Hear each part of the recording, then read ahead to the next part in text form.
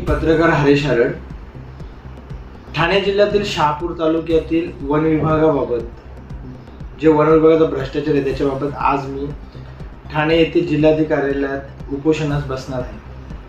One वाचवा भ्रष्टाचारी हाकला याच उद्देशाने मी आज हे आमरण उपोषण सुरू करत आहे. याबाबत काही महत्त्वाचे मुद्दे असे आहेत की अशोका धबधबा घोटाळा, बंदी असे आदेश असूनही पर्यटकांकडून बेकायदेशीर वसुली या धबधब्यावर केली जात होती. अधिकाऱ्यांवर गुन्हा दाखल करण्याची मागणी माझ्याकडून याबाबत वारंवार करण्यात आलेली आहे.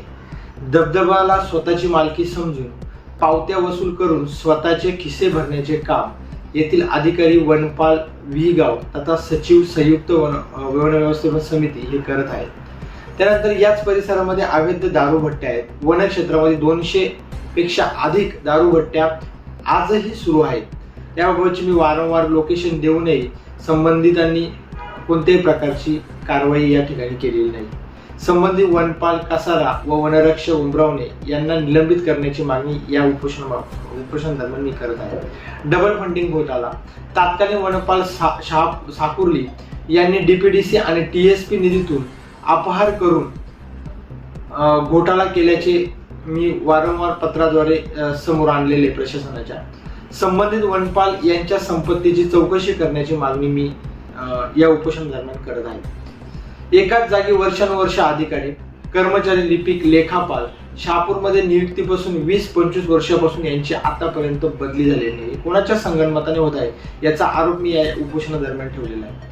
नियुक्ती पदोन्नती एकाच ठिकाणी कोणत्या शासन निर्णयावरून 22/5/2017 शासन शुद्धीपत्रक व 9/4/2018 जे शासन निर्णय आहे त्याला पायदळी तुडवून महाराष्ट्राला वेगळे नियम आणि शहापूर वन विभागाला वेगळे असे समजावे काय.